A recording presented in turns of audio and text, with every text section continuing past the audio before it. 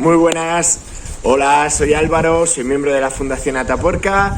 Estamos en el CARES y esto es uno de los vídeos que estamos haciendo para el Museo de la Evolución. Bueno, mirad, hoy vamos a hablar del tema de la paleomedicina. Como bien dice el nombre, paleo, vieja, medicina por la medicina, así que vamos a hablar de la medicina de la prehistoria, la protohistoria y en la edad de los metales. La cuestión es que tenemos pocas evidencias, eso sería lo primero que hay que reseñar. Y hablamos a veces de evidencias y otras de inferencias. La inferencia, pues son procesos en los que no tenemos una evidencia en sí misma, pero sabemos que tuvo que pasar algo para que eso suceda. Y la evidencia es el hecho que sí que tenemos.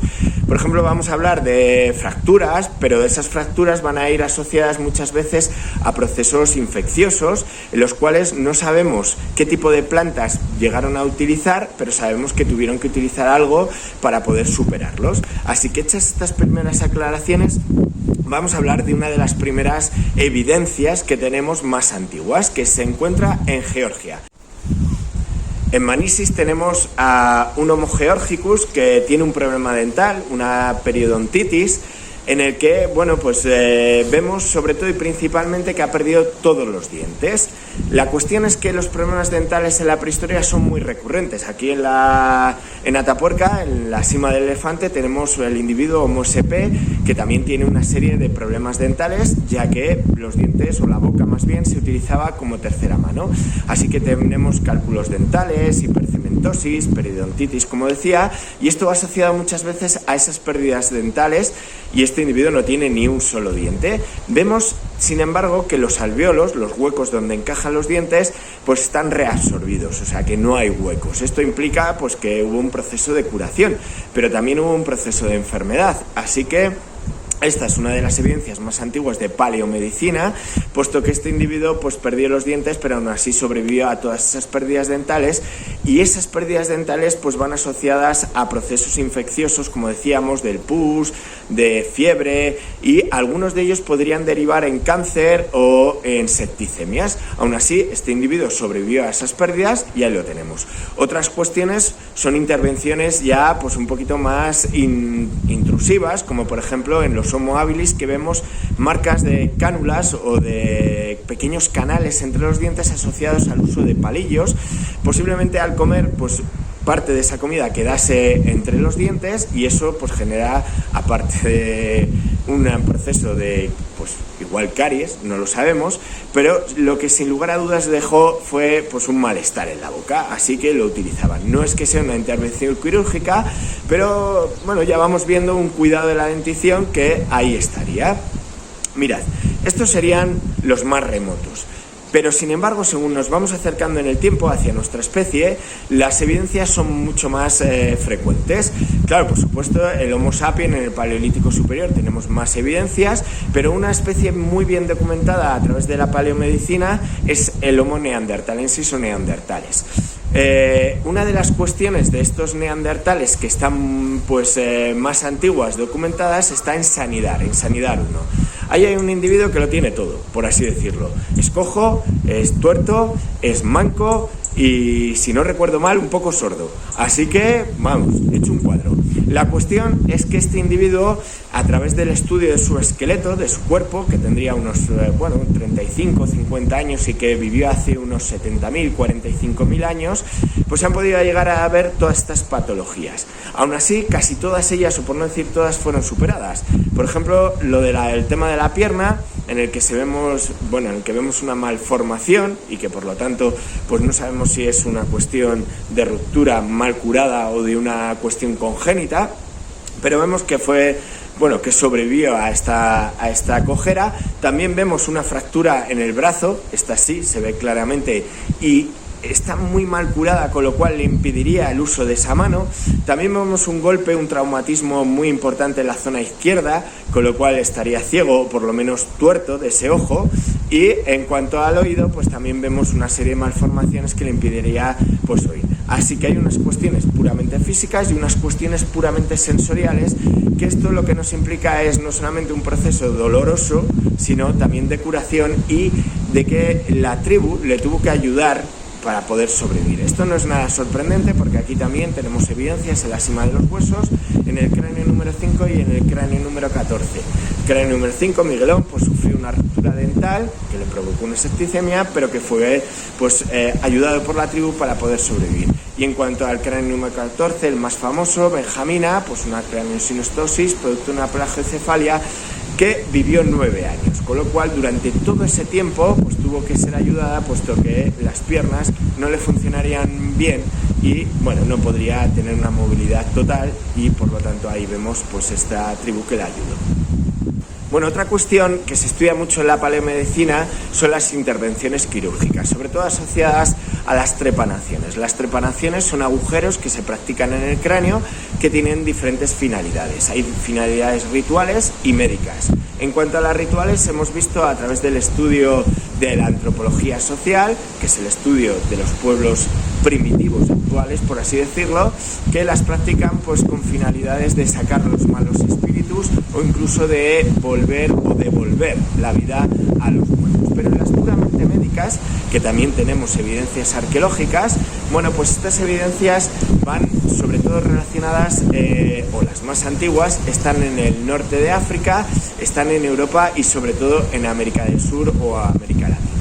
Como decía, están principalmente relacionadas con cuestiones de aliviar los dolores de cabeza o por traumatismos que, bueno, pues provocarían edemas dentro del cráneo y por lo tanto una hemorragia que, si no es eliminada esa presión intracraneal, acabaría con la vida del paciente. Así que esas trepanaciones, que tienen hasta un 80% de éxito, ahora hablaremos de cómo lo sabemos, fueron practicadas en hombres, mujeres y niños de diferentes edades. Y bueno, la cuestión es que la mayoría de ellas, a pesar de que son de diferentes edades y todos los sexos, fueron practicadas en hombres. ¿Cómo sabemos que el paciente sobrevivió a este agujero que se le practica en el cráneo? Bueno, pues lo sabemos por las callosidades óseas. Cuando el paciente tiene un índice de supervivencia relativamente amplio en el tiempo, bueno, pues el hueso, una vez cortado, provoca una reabsorción y una callosidad. Y por lo tanto ahí lo vemos. Como decía, estos agujeros que se practican, estas trepanaciones, se pueden hacer con diferentes instrumentos, obsidiana y siles, principalmente en la prehistoria, que las técnicas que se utilizaban fueron el raspado, el ranurado, incluso se llegaban a taladrar los cráneos para sacar una pequeña parte o hacer una pequeña incisión y sacar esa presión intracraneal, producto, como decíamos, de diferentes motivos o diferentes síntomas. La cuestión, como veníamos explicando, es que tenían un índice bastante elevado de éxito.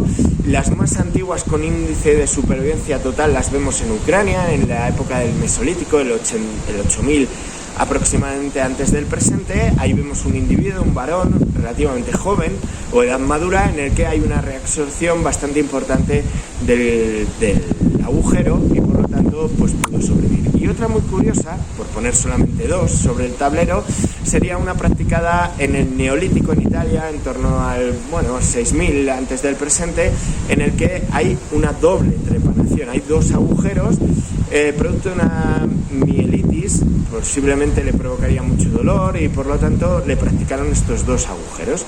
Así que bueno, también hay un índice de supervivencia, puesto que vemos esas reabsorciones y esas callosidades, y ahí tendríamos esas intervenciones con éxito que son muy frecuentes. Se han llegado a contar hasta 1500 cráneos trepanados y por lo tanto ahí tendríamos una intervención quirúrgica muy antigua que la paleomedicina podría llegar a entender. Bueno, otra cuestión paleomédica que podemos llegar a saber a través del registro arqueológico, también asociada a las amputaciones, es una que se realizó y además se descubrió hace un par de años en Borneo. Se realizó, como digo, hace unos 31.000 años en la zona de Indonesia, un Homo sapiens relativamente joven. Bueno, no sabemos la edad exacta en la que se le amputó el pie, pero sabemos que tuvo que ser un individuo infantil que luego sobrevivió hasta casi los 20 años. Esta es la más antigua y, como digo, pues fue descubierta hace un par de años, en 2022, así que ahí lo tenemos. Y otra que también conocemos fue de un brazo, en Francia, también asociado a los sapiens en el Neolítico. Y este fue también un individuo maduro, no solamente joven, sino maduro, en el que fue amputado un brazo y que también vemos esa reabsorción. Como digo, estas intervenciones irían, que son el registro arqueológico, que son las evidencias que encontramos, irían relacionadas con las inferencias que no encontramos. El uso de plantas medicinales estaría muy extendido, no sabemos si por consumo, pero sabrían cuáles son los efectos. Incluso algunas plantas también tienen efectos psicoactivos, que se las tomarían para sentirse bien, pero que también podrían llegar a ser pues plantas que utilizarían para dormir al paciente, pues la amapola entre ellas, o procesos inflamatorios o parásitos, que se tomarían estas plantas, cortezas u hongos, en las que al final pues el efecto beneficioso para estos individuos sería evidente para ellos y lo tomarían.